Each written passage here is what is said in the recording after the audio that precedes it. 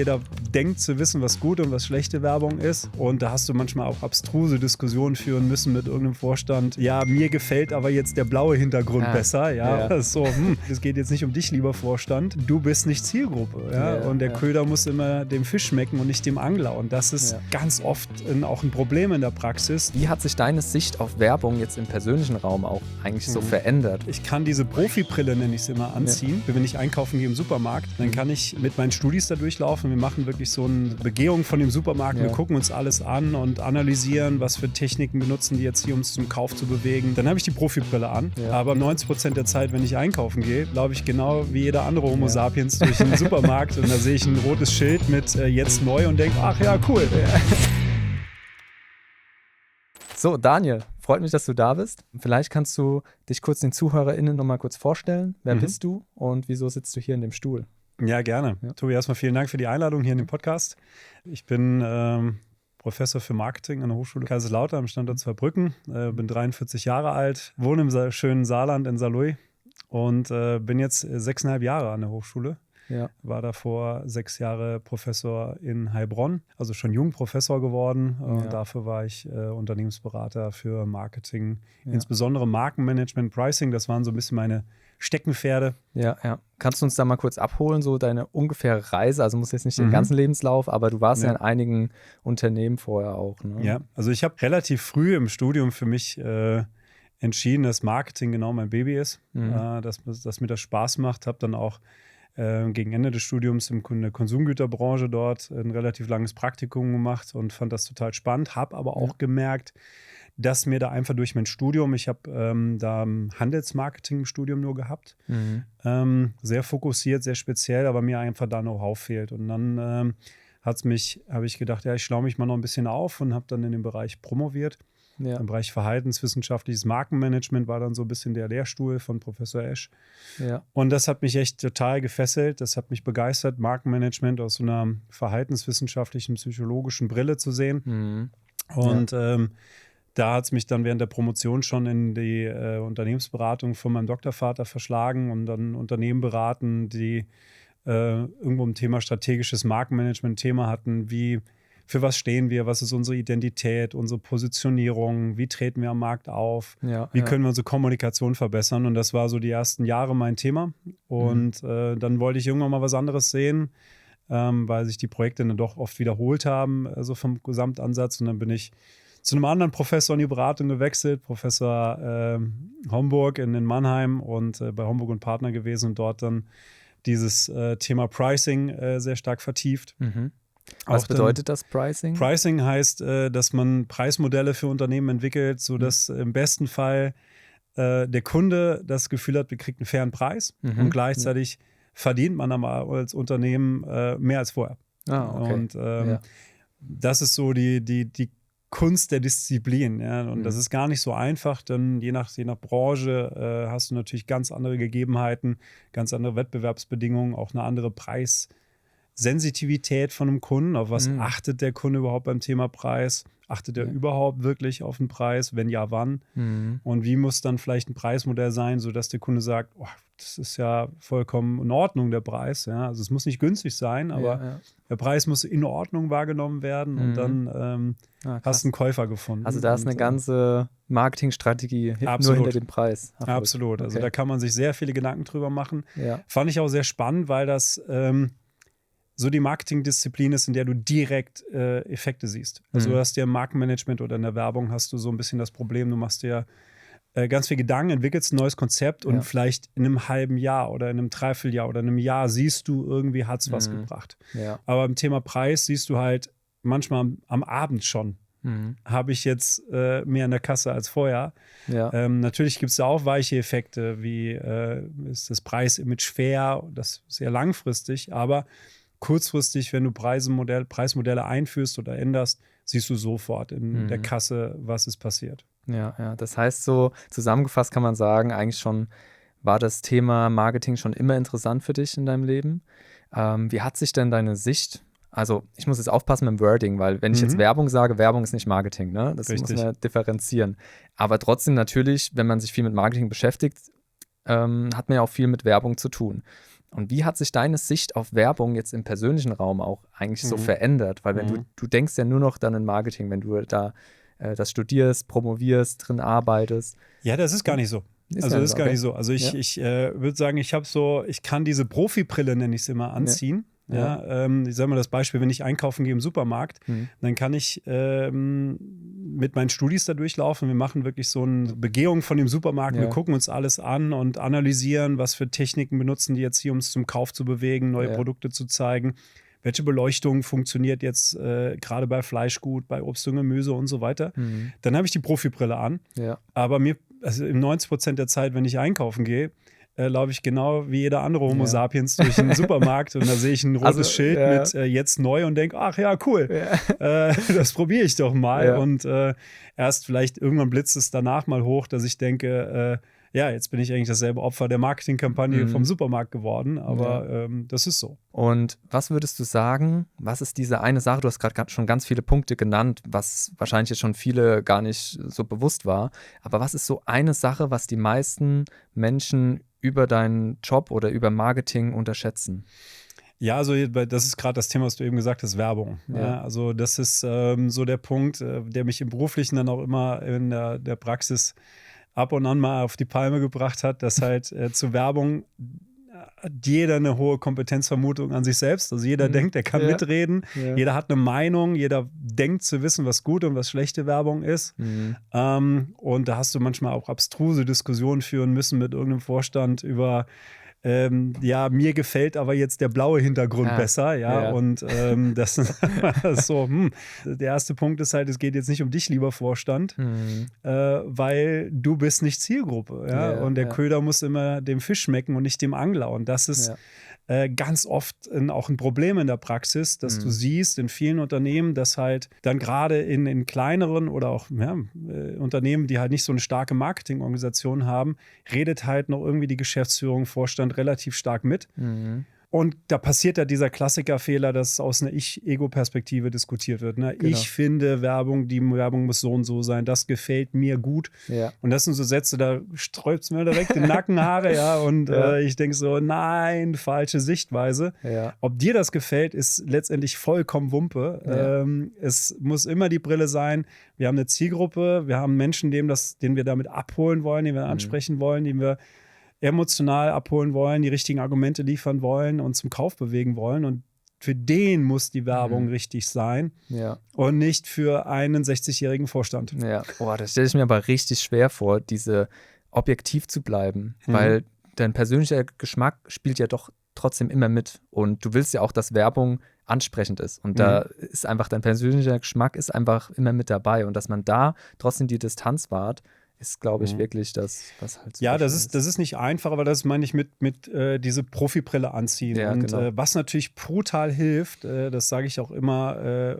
Studis wie Unternehmen, dass du dir wirklich diese Zielgruppe man nennt das eine moderne Persona, ne? Also man schafft sich einen fiktiven Menschen, der diese Zielgruppe repräsentiert. Also sagen wir jetzt mal für irgendein Produkt X, nehmen wir den Menschen wirklich die Christina, die ist 24 Jahre alt, die hat einen Lebenslauf, die hat ein Hobby, die hat eine Familie oder auch nicht, oder die hat irgendeinen Job oder studiert.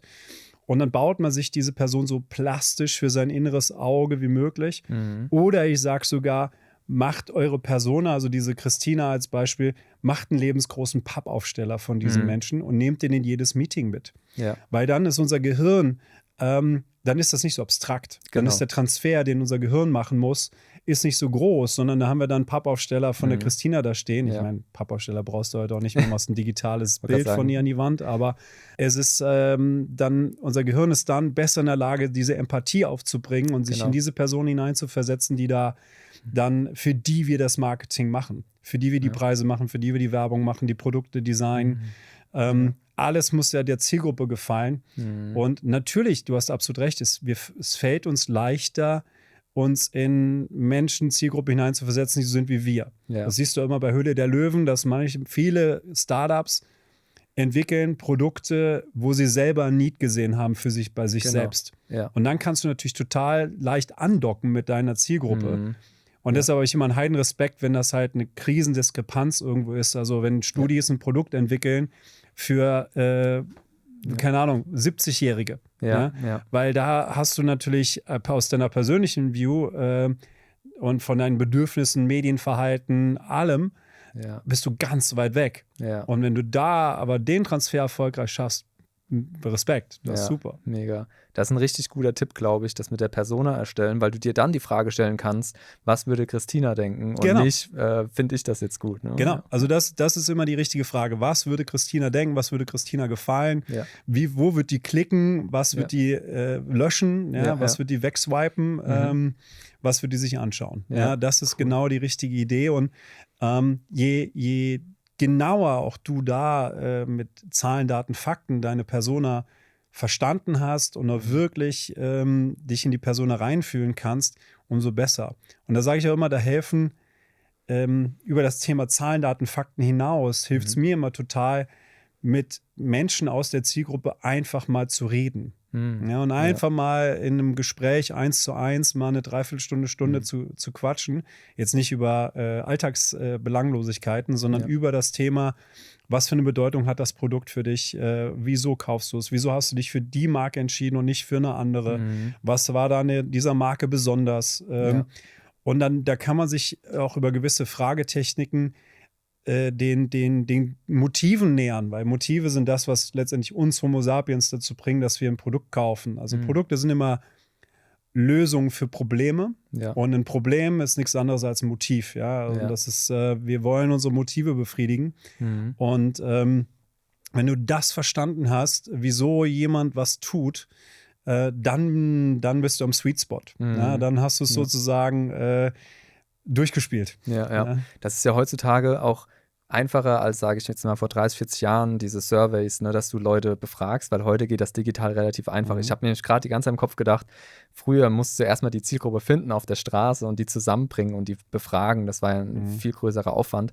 Und da würde ich auch direkt die nächste Frage dranhängen. Was denkst du, was hat sich denn im Thema Marketing verändert in den letzten 20 Jahren? Brutal viel. Ich weiß gar nicht, wo ich anfangen soll. Also knüpfen wir an das Thema, was du gerade gesagt hast. Befragung oder Zahlen, Daten, Fakten, was weiß ich über meine Zielgruppe. Als ich noch studiert habe, war noch so ein bisschen die Offline-Zeit, gerade Internet kam gerade auf. Da war der größte Datenlieferant die Deutsche Post, weil die wusste, wo du wohnst und was für ein Kaufkraft in dem Wohngebiet ist und wie oft Leute dort vielleicht auch was beim Versandhandel bestellen und so. Ja.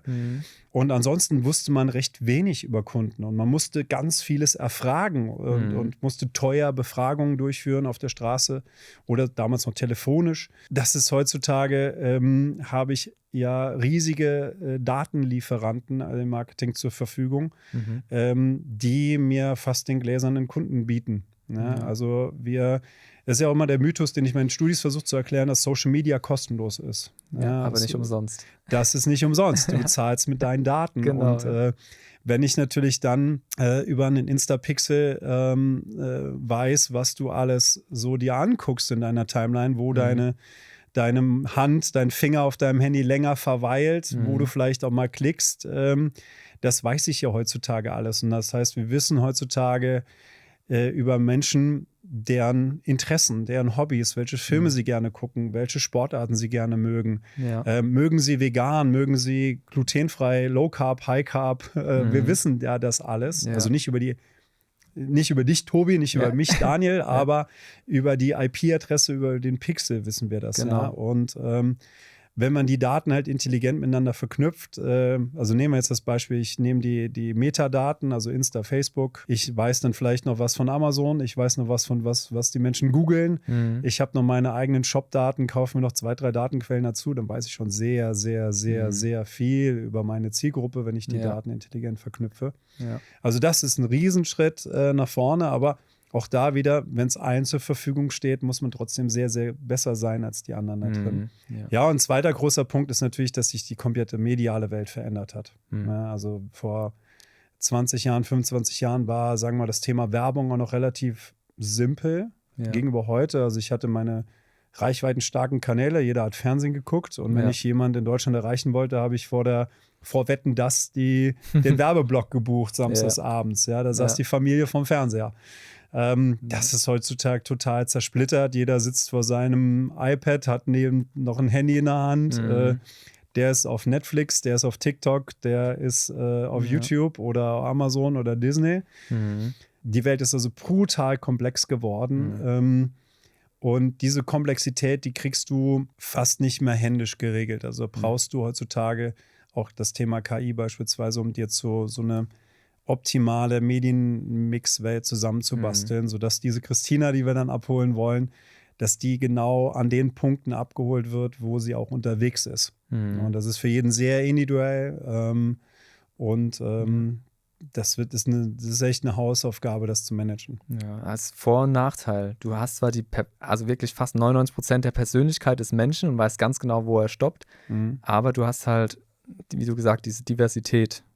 Überall musst du irgendwo präsent sein und gucken. Und ja, genau, also so die Explosion der Touchpoints nennt man das. Also du hattest vorher halt, die Welt war simpel, du hast Fernsehen, Radio, Printwerbung, ein bisschen noch Kino und Out of Home und dann war die Welt simpel. Und du konntest so ein bisschen dein Budget damals allokieren und gucken, wo steckst du jetzt wie viel rein, wo ist deine Zielgruppe, in welchen Fernsehsender unterwegs. Die Welt war einfach, Und dann war es nur die Frage, wie viel Geld habe ich.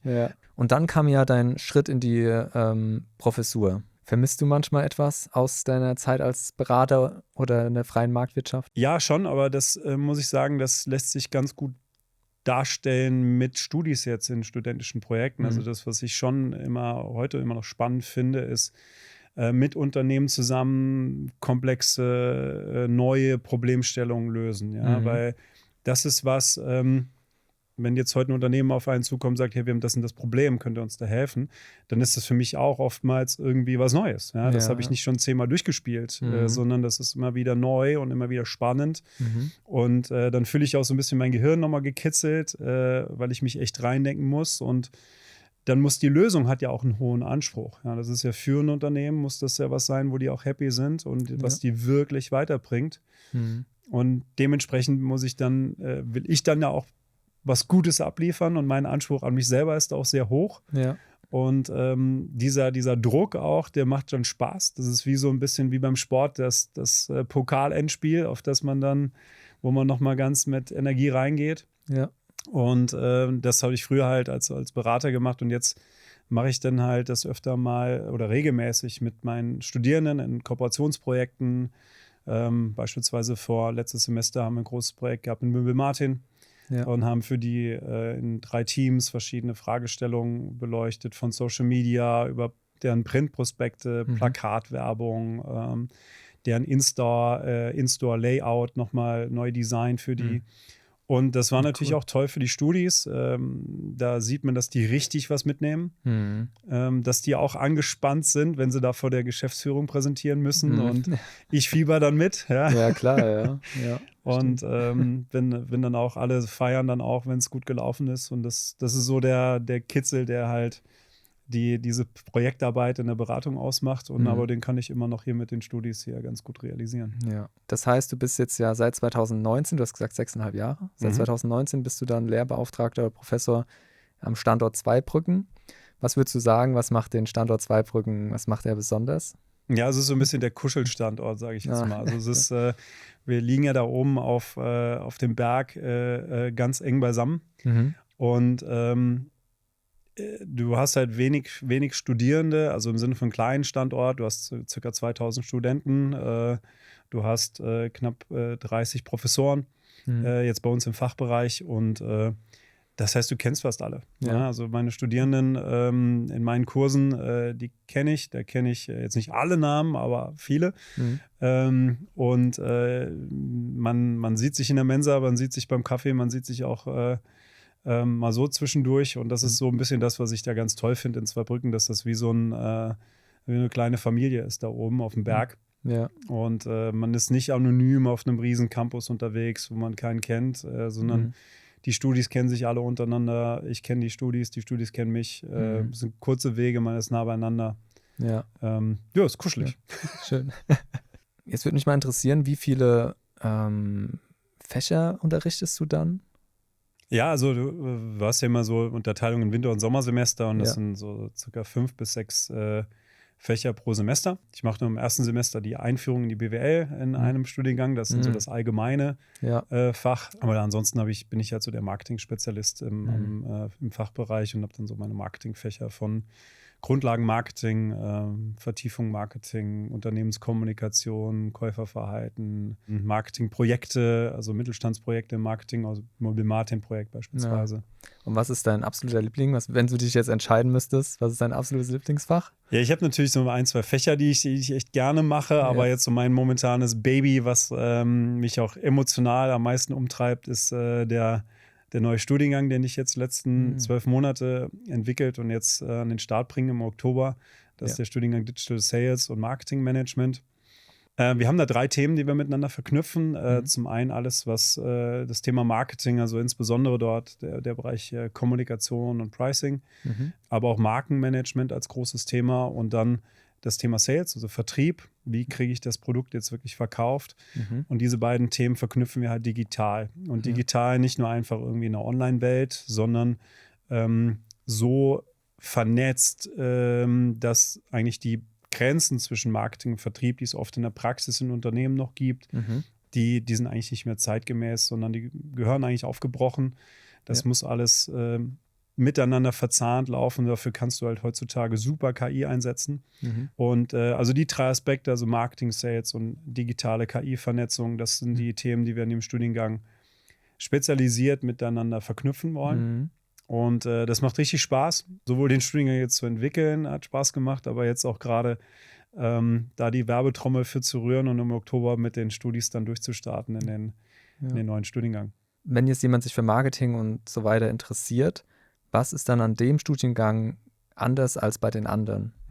Ja, also der Studiengang ist eigentlich so die modernste Form von Marketing, wie wir sie heute haben, schon in vielen Unternehmen oder auch in vielen Unternehmen noch nicht haben, aber sie wird kommen. Der Leitgedanke des Studiengangs ist die Reise des Kunden entlang des Kaufprozesses, Fachbegriff Customer Journey, dass du halt verschiedene Punkte als Mensch durchläufst, wo du auf das Produkt aufmerksam wirst, heutzutage auf Social Media im B2C-Bereich, dann recherchierst du vielleicht ein bisschen und dann kommst du irgendwann in diesen Kaufprozess rein.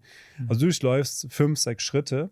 Das ist so eine Leitidee, dass du heutzutage diese Journey personalisiert, automatisiert, mit KI angereichert so gestaltest, dass das perfekt auf die Zielgruppe abgestimmt ist. Und da heben wir uns halt von vielen anderen Studiengängen ab oder von fast allen, dass wir dieses als Leitgedanke in eigentlich allen Vorlesungen drin haben, dass das der grundsätzliche Leitgedanke des Studiengangs ist, sodass wir am Ende des Tages die Studierenden in die Lage versetzen, egal in welchem Unternehmen sie sind, dann diese Reise des Kunden digital, vernetzt, automatisiert, personalisiert zu gestalten.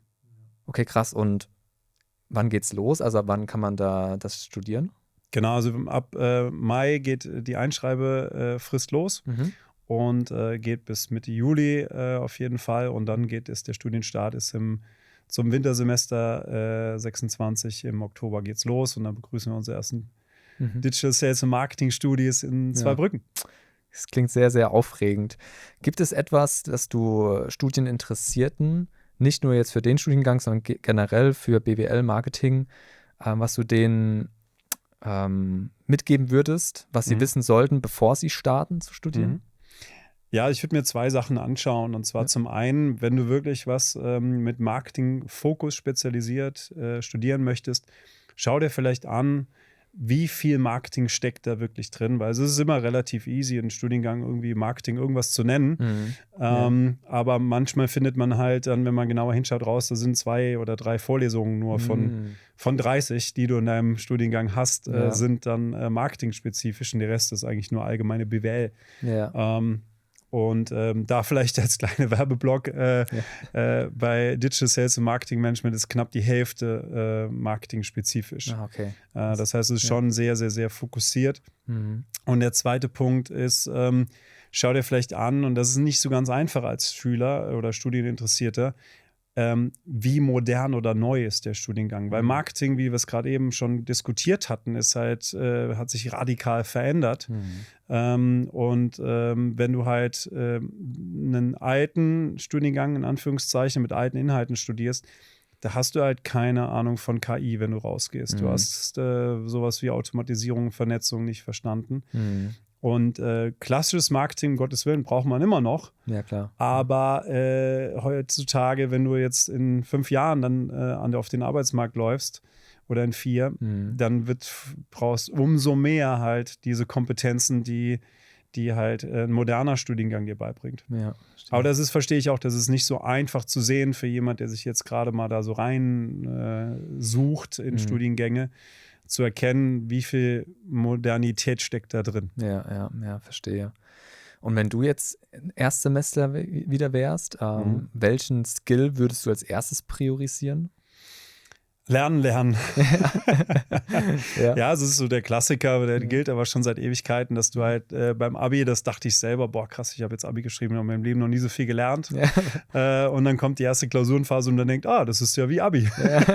Oder noch schlimmer. Und das halt 5-mal im Semester. Genau, 5-mal. Und es ist einfach immer noch viel Zeug, was man lernen muss, wobei wir jetzt auch da so ein bisschen am Umdenken sind oder schon umgedacht haben, dass wir sagen, also so eine Klausur als Prüfungsform ist eigentlich das Schlimmste, was du machen kannst im Sinne des Lernerfolgs, weil wir kennen das alle, wir kloppen uns das dann 3 Tage vorher in den Kopf, spucken es aufs Papier und dann vergessen wir es wieder. Stichwort Bulimie lernen. Bulimie lernen, genau. Ja. Und da ich auch später im Job nie in die Situation kam, dass mein Chefin mich irgendwie abgefragt hat über irgendwas, versuchen wir jetzt halt auch praxisorientierte Prüfungsleistungen durchzusetzen. Das heißt, du wirst Fallstudien lösen mit deinem Team, präsentieren, du wirst in Projektteams arbeiten oder auch mal kleinere Assignments machen in der Gruppe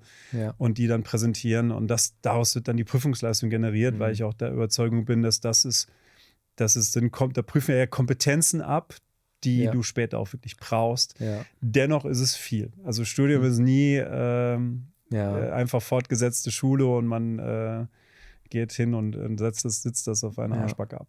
Ich finde es auch cool, du hast jetzt ganz oft gesagt, Gruppenarbeit, weil das ist ja auch das, was du in Zukunft machen wirst. Dich alleine hinzusetzen vor ein Blatt Papier und was niederzuschreiben, wird dann später, wenn du in der freien Marktwirtschaft oder sonst wo arbeitest, wird es halt meistens nicht so der Fall sein. Ne? Ja, absolut. Also die Jobs auch, in denen du wirklich, sagen wir mal, im Keller vor deinem Rechner sitzt, die wird es nicht mehr, noch weniger geben, als es jetzt heute gibt, weil das sind meistens dann Jobs, die KI dann irgendwo übernehmen wird für dich. Das heißt also, die zukünftige Arbeitswelt wird viel mehr von dem geprägt sein, dass du mit anderen Menschen zusammen Probleme lösen musst, die KI nicht lösen kann. Und dafür brauchst du halt gewisse Soft Skills, die dich da in die Lage versetzen, in Teams klarzukommen, auch im Team vielleicht mal ein persönliches Problem mit einem Teammitglied auch mal konstruktiv zu lösen. Und sage ich auch mal, das ist wie beim Sport, wenn du das halt schon 100-mal trainiert hast, dann wird es beim 101. Mal, wirst du auf ein Repertoire von Erfahrungen zurückgreifen können und das viel besser gelöst bekommen, als wenn du es zum ersten Mal machst. Und deshalb halte ich auch sehr viel davon, dass wir sehr früh die Studis in diese Gruppenarbeiten, Fallstudien reinwerfen.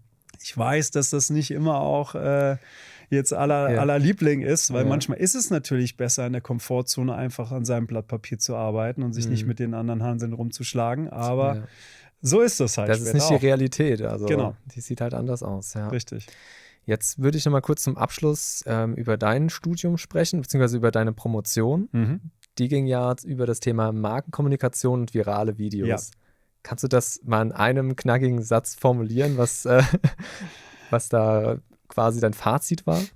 Ja, also ich hab untersucht in meiner Doktorarbeit, was sind Faktoren, die Viralität fördern und habe das dann untersucht auf 3 Ebenen. Einmal, welche Inhalte sind eher viraler, welche Personen leiten eher Dinge weiter oder fördern sozusagen Viralität und in welchen Medien wird Viralität eher gepusht. Und sagen wir, das Spannendste war, würde ich jetzt mal sagen, rausgegriffen, das Thema Inhalte. Welche Inhalte sind viraler als andere? Und um es ganz kurz zu machen, es muss starke Emotionen wecken. Und Emotionen sind der Trigger für Viralität. man sagt ja so ein bisschen, Emotionen sind der soziale Klebstoff zwischen Menschen. Und das ist das, was uns Menschen miteinander verknüpft, verbindet, wo wir Freundschaften pflegen, wo wir uns auch vielleicht im sozialen Umgang miteinander gut darstellen können, uns ein persönliches, spezifisches Image geben können durch emotionale Inhalte. Und es macht uns selbst Spaß, Emotionen zu erleben. Es macht uns Spaß, dass andere Emotionen erleben, wenn wir denen irgendwelchen Content weiterleiten. Ja. Also es muss sehr stark emotional sein. Und da geht dann die Schwierigkeit los. Wie kriege ich das hin? Genau, ja. Und was würdest du sagen, ist der größte Irrglaube, wenn es um virale Videos geht? Ja, dass Viralität planbar ist. Ja, also ganz viele Unternehmen haben auch damals nach der Dissertation gefragt, ja, Stenger, können Sie uns da helfen? Wir wollen irgendwas Virales machen. Ich meine, naja, also wenn ich das könnte, dann wäre ich jetzt schon auf den Bahamas so ungefähr. Aber es gibt natürlich gewisse Erfolgsfaktoren, also auf die man achten kann. Und da sind wir wieder beim Thema Zielgruppe. Ich muss natürlich verstehen, was ist gerade für jetzt für meine Zielgruppe ein emotionales Thema. Und dann muss ich je nachdem, was für eine Sub-Zielgruppe ich da habe, tief buddeln, um zu verstehen, was treibt die jetzt gerade um und welche Memes oder Themen sind jetzt gerade sehr emotional und wer sind sozusagen Talk of the Town, sind jetzt gerade in. Und selbst wenn man das verstanden hat, ist es noch keine Garantie dafür, dass man jetzt, wenn man ein In-Thema bespielt, dass man damit auch viral geht, weil, sagen wir mal, das Copy-Paste, Copycat, das läuft auch nicht immer so genau wie das Original. Ja? Genau, und von daher braucht man dann auch wieder einen Schuss Originalität und dann sind wir wieder im Unplanbaren. Ja, dann sind wir im kreativen Bereich, wo man sagt, naja, der eine originelle Content kommt total gut an und der andere nicht. Und manchmal ist es für mich auch erst viel später, wo bei mir dann der Groschen fällt, wieso hat das eine funktioniert und das andere nicht. Und das ist, wenn man drin sitzt im Moment und sieht beide Inhalte, denkt man eigentlich, es wäre umgekehrt, es müsste umgekehrt sein. Aber der Grund, wieso das eine besser läuft als das andere, erschließt sich dann einem erst manchmal viel später. Gut, Daniel, ich würde sagen, wir kommen zur ersten Kategorie. Genau, die erste Kategorie, Lau der Fragen. Einfach so ein Fragenhagel. Ich stelle dir die und versuche spontan einfach darauf zu antworten. Die erste Frage ist, eher Daten oder Bauchgefühl im Marketing? Daten. Eine Marketingkampagne, die für dich ein absoluter Fail war? Ja, gerade ganz aktuell die Jaguar-Kampagne. Also die Marke Jaguar Autos hat sich gerade gelauncht und hat eine Kampagne auf den Markt gebracht, die mit Autos null zu tun hatte und gerade so die alte Zielgruppe sehr, sehr männlich geprägt, bisschen maskulin auch von den Autos, gar nicht abgeholt hat. Also es war so auf den Zug Vogue und Diversity aufgesprungen, ohne aber ein irgendwie Link zur Zielgruppe zu haben. Also ist ja per se nicht falsch, ne? Aber da sind sie halt vollkommen dran vorbeigefahren und dann verschreckst du halt erstmal die alte Zielgruppe, die du hast und die neue, die kann auch noch nichts mit dir anfangen, weil du ja vollkommen unauthentisch jetzt auf einmal dich da anbietest. Ja, das ist schwierig. Was denkst du, was ist da falsch gelaufen, dass das durchgezogen wurde? Ja, das ist für mich auch nicht immer so ganz nachvollziehbar. Also man kann ja mal eine kreative Idee haben, aber die sollte an irgendeinem Punkt mal im Management dann mal abgesetzt werden, kritisch hinterfragt werden.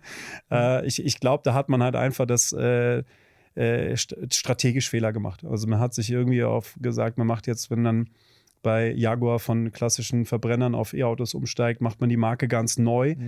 Aber irgendwie was radikal neu machen, muss man sich immer gut überlegen, weil man ist dann immer erstmal so zwischen den Stühlen. Man verprellt erstmal die alte Zielgruppe und es braucht sehr lange, um eine neue Zielgruppe irgendwie davon zu überzeugen, dass man für die der richtige Partner ist. Und das in dieser Zeit gehen halt viele Marken den Bach runter. Das ist vor allem, wenn du eine Marke bist, die schon so lange existiert. Ja, du hast ja über Jahrzehnte diese Zielgruppe herangezüchtet und dann diesen Switch, Es gibt auch ganz wenige Beispiele. Also wenn du Studis mich da fragen, gibt es Marken, die es geschafft haben, dann muss man echt graben, muss man echt suchen. Und mir fallen halt auch nur jetzt beispielsweise, berühmtes Beispiel ist Jägermeister, die haben es halt geschafft von dieser Magenbitter Anfang der 2000er Jahre noch, Magenbitter für den Mann Ü60 beim Stammtisch, ne? Also der Jäger mit seinen Kumpels, Jagdkollegen, der haut sich einen Jägermeister rein nach einem fettigen Schnitzel, hin zur Partymarke für junge Menschen. Das ist so ein Beispiel, wo es funktioniert hat. Ja. Aber da war auch, würde ich sagen, im Nachhinein auch eine gute Prise Glück dabei. Und man hat einfach damals den Move gemacht, dass man es eher über die USA hat rüberschwappen lassen. Also erst die Marke in den USA,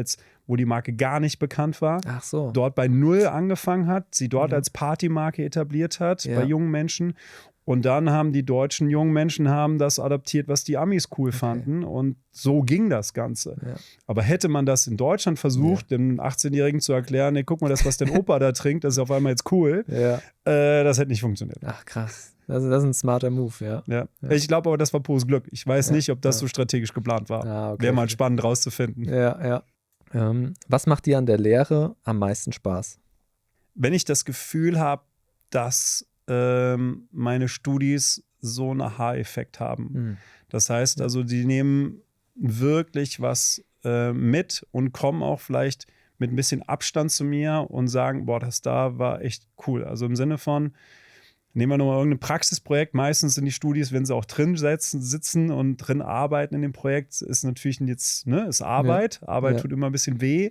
Arbeit macht noch nicht immer mega Spaß, wenn man drin ist. Und dann hat man auch vielleicht sitzt man abends noch ein bisschen länger am Rechner oder in der Gruppe. Aber das Gefühl ist geil, wenn danach die Studis dann noch sagen, boah, das war echt anstrengend, aber wir haben echt mega viel gelernt. Vielen Dank nochmal. Das ist so ein bisschen mein Highlight im Semester, wenn das passiert. Und zum Glück passiert das öfter mal. Ja. Wenn du Studierenden eine Fähigkeit downloaden könntest, welche Fähigkeit würdest du downloaden? Problemlösungskompetenz. Wieso? Das ist was wir heutzutage unseren Kindern im Laufe der Zeit so ein bisschen aberzogen haben. Und dann nehme ich mich auch selber als Vater von 2 Kindern in die Bringschuld.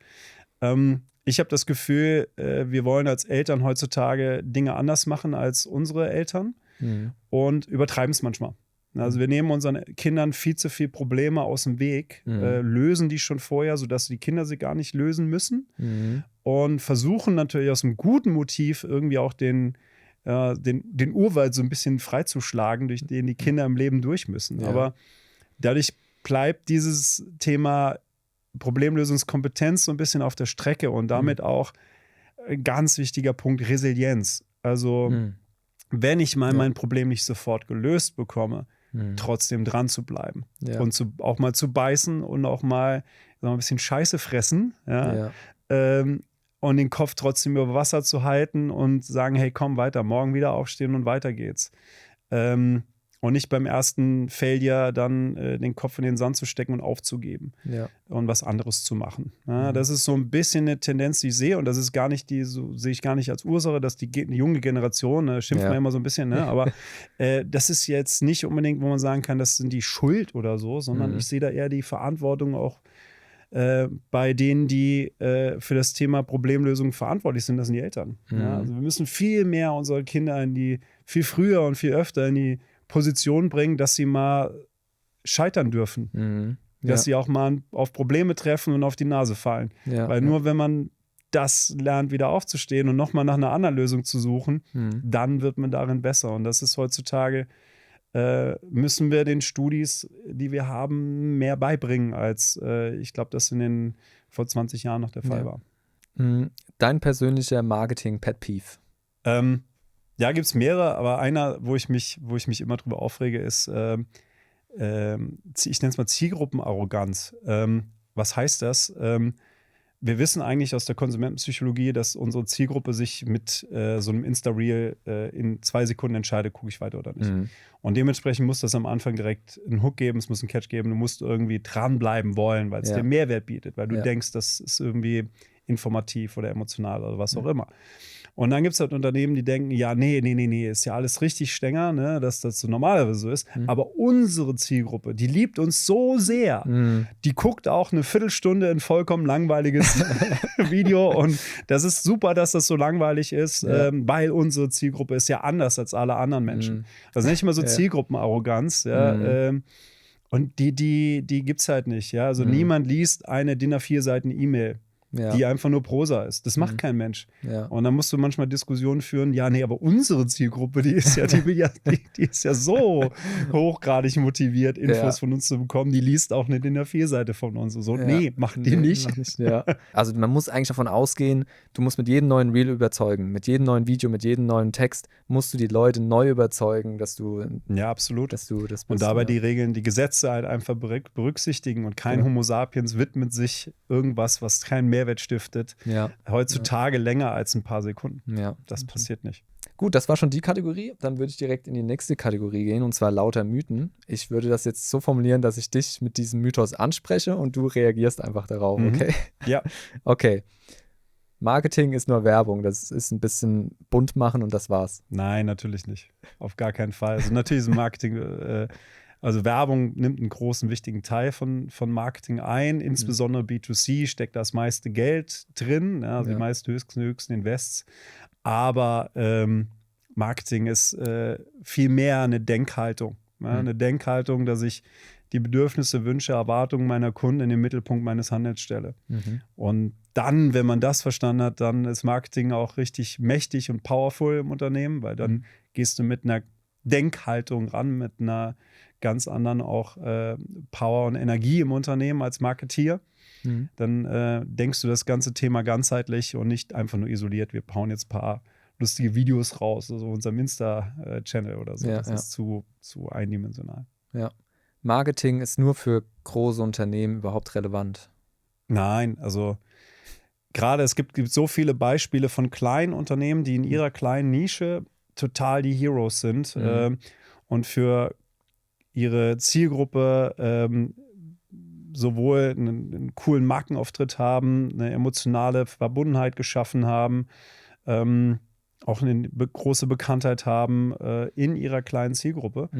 Und da kann man schon extrem viel machen, auch kleine Handwerksbetriebe. Da gibt es so echte Marketing-Heroes, die da einen richtig guten Job machen. Und da gibt es welche, die haben mit Marketing nichts am Hut, machen auch ihren Job, aber kommen halt irgendwann an ihre Grenzen vielleicht, was das ganze Thema Kundenbindung angeht, dass du halt so top of mind bist, ne? Also im Sinne von, wenn du jemanden fragst, wer ist der Fliesenleger jetzt, bei dem du vertraust, dann schießt bei dem einen halt dann immer halt die eine Firma an den Kopf und bei dem anderen, weiß nicht so richtig, ne? Weiß gar nicht mehr, wie der hieß, den wir da hatten. Ne? Und das ist halt dann Zeichen von nicht so gutem Marketing. Ja, verstehe. Es ist ja auch so, es gibt ja so viele Nischen und ich glaube, du hast es wirklich geschafft, egal wie groß oder klein eben diese Nische ist, dass wenn jemand an diese Nische denkt, er erstmal an dich denkt. Dann hast du gutes Marketing gemacht. Absolut, so. Absolut. Ja. Und das ist dann auch gar nicht mehr, oftmals denkt man ja auch Marketing davon viel Geld. Und nur die großen Player können sich Marketing leisten. Ja. Nein, ja, also je nachdem, wo du, auch wenn du nur lokal bist, irgendwo, du sitzt in Zweibrücken und bist ein kleiner Mittelständler oder Handwerker, dann hast du ja nicht Kunden in Berlin und musst nicht Fernsehwerbung machen oder auf YouTube riesige Investments raushauen, sondern kannst ja, und das ist das Schöne ja heute an dieser medialen Welt, dass du ganz gezielt über Social Media, über diverse Kanäle ganz gezielt lokal Werbung schalten kannst, was gar nicht so teuer ist. Also viele Unternehmen denken ja dann auch immer bei Instagram, da muss ich irgendwie Tausende von Euros ausgeben. Nein. Also wenn du da eine Stecknadel reinsetzt, um dein Unternehmen 30 Kilometer, das ist mit ganz wenigen Euros, sagen wir mal ein dreistelliger Betrag, niedriger dreistelliger Betrag, hast du da schon eine Reichweite von mehreren tausend Leuten für deine Instagram-Werbung.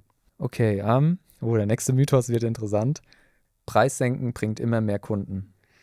Nein, auf gar keinen Fall. Ist wirklich ein Mythos, kann sogar das Gegenteil bewirken.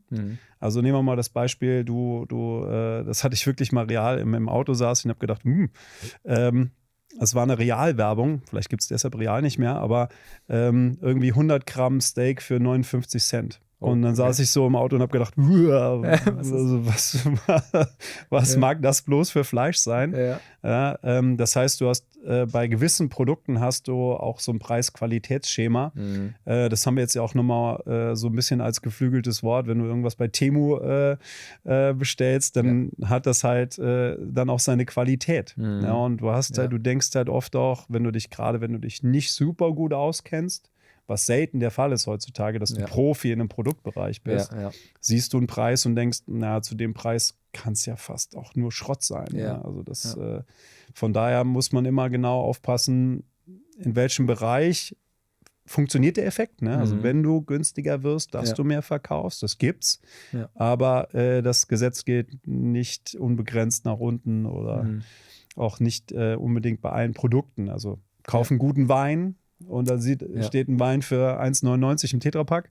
Ja, stimmt. Ja. Ist vielleicht dann die Vermutung nicht unbedingt so gut, dass der trinkbar ist. Ja. Social Media ist ja eigentlich nur Trends kopieren. Nein, man kann damit fahren. Ja, es gibt Kanäle, die das machen. Ja. Das ist natürlich ein relativ überschaubarer Aufwand für jemand, einfach nur Trends zu kopieren.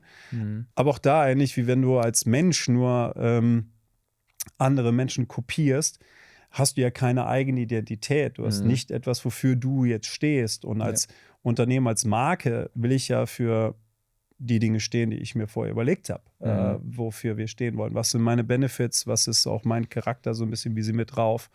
Und dafür ist auf Züge aufspringen, die gerade jetzt die Sau, die durchs Dorf getrieben wird, das mag mal, wenn es thematisch passt, funktionieren, aber das sollte nicht die Grundidee deines Kanals sein, weil dann bist du beliebig. Dann bist du austauschbar. Vor allem, du stirbst auch mit dem Trend, wenn der stirbt. Du müsstest immer wieder auf den neuen Trend aufspringen, dann die nächste Sau reiten, die durchs Dorf getrieben wird. Aber wie du sagst, wenn du mal die Sau verpasst oder auf die falsche Sau setzt, dann stirbst du mit wenn die Sau durchs Dorf getrieben ist und dann ist der Trend rum.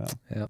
Okay, das waren die Mythen. Wenn jetzt jemand zuhört und sagt, das klingt interessant, aber er ist sich noch unsicher, jetzt nach Zweibrücken zu kommen zum Beispiel, was würdest du dem mitgeben wollen?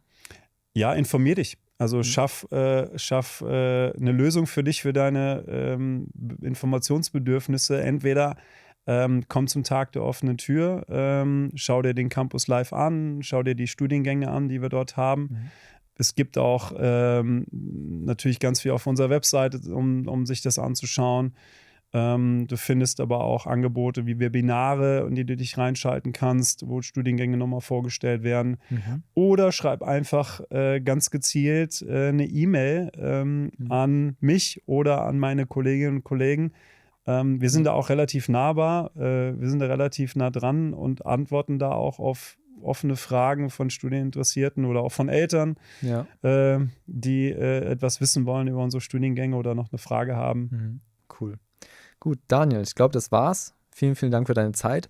Jetzt zum Ende. Normalerweise sage ich ja, gibt es noch etwas, was du an die ZuhörerInnen mitgeben willst, aber das hast du jetzt ja gerade eben schon so ein bisschen gesagt. Deswegen würde ich vielleicht mal andersrum fragen. Gibt es eine Frage, die du jetzt vermisst hast gerade? Boah.